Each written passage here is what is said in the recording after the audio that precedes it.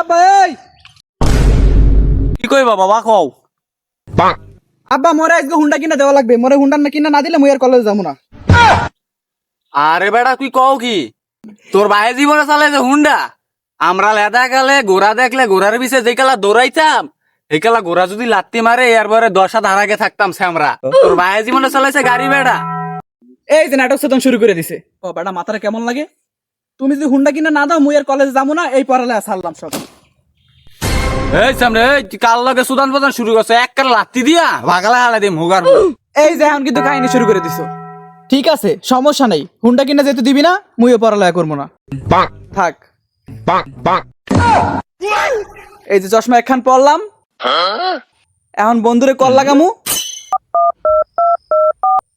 এ বন্ধু এ আসো কমে, এ বেটা আয় তো, এখন গার্লস কলেজের সামনে যামু, যাইয়া মাইয়া মেয়ে দেখমু, আইন্দা বড় লোক একটা দেখা তারপরে বলামু।